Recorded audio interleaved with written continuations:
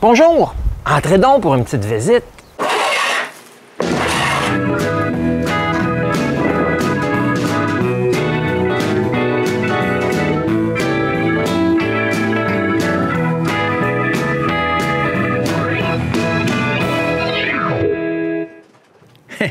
La dernière fois que j'ai fait une visite d'atelier, il y a de ça déjà 4 ans, mon atelier était encore dans le sous-sol de ma maison.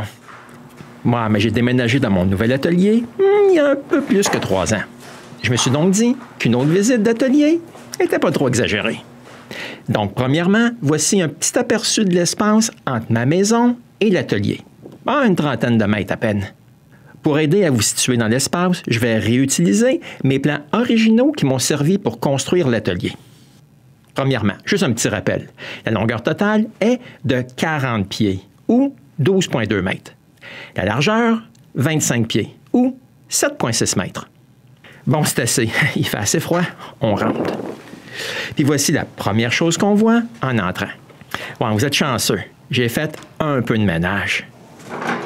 Je vais commencer par le coin avant à gauche, l'endroit où se trouve ma machine CNC et celui où que je range tous mes outils qui sont mobiles sur roulette. C'est là aussi que je garde ma dégauchisseuse quand je m'en sers pas. Juste à côté, c'est mon meuble de scie à onglets.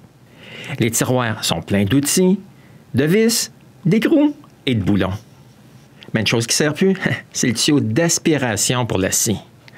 Ouais, je l'ai condamné avec un bout de bois puis des morceaux de plomb.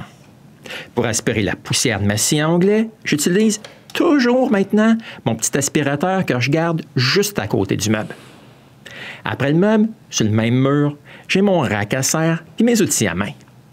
À droite, vous pouvez voir le mur arrière.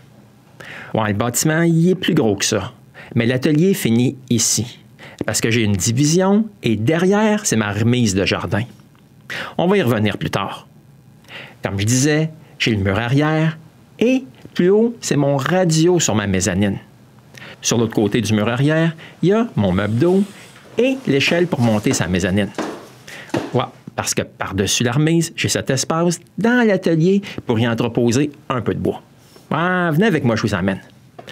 OK, c'est un peu le fouillis quand je veux du bois, mais il y en a quand même un peu à portée de la main. En bonus, voici le bruit de la neige du toit qui tombe.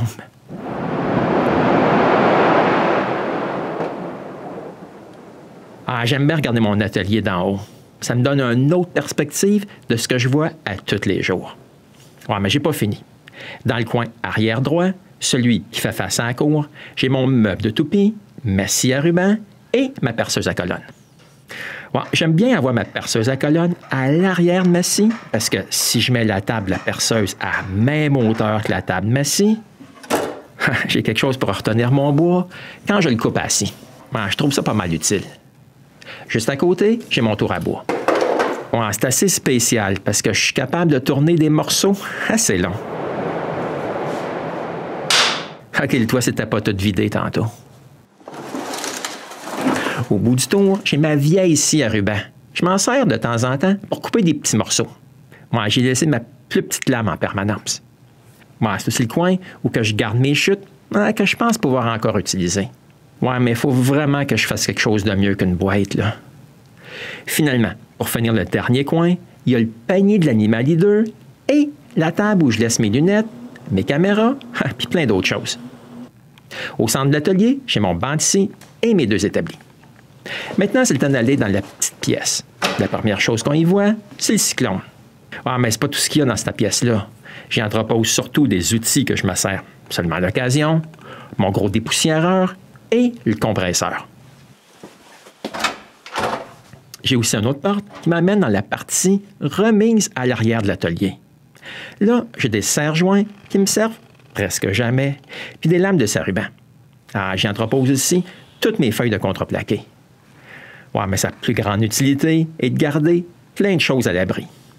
En hiver, c'est pas mal plus un bordel qu'autre chose, avec les articles de piscine, la tondeuse, puis toutes les choses d'été. Mais je garde aussi un peu de choses sur mes poutres, dont le kayak de René durant l'hiver, puis mes 2 fils de poussière. On me demande souvent comment je me chauffe en hiver.